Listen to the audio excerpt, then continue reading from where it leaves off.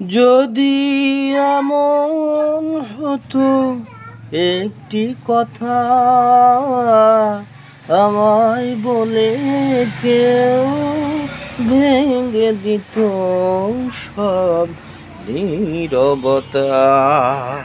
যদি এমন হতো একটি কথা আমায় বলে কেউ ভেঙে দিত সব নীরবতা। এ জীবন তবু কিছু না কিছু পেত,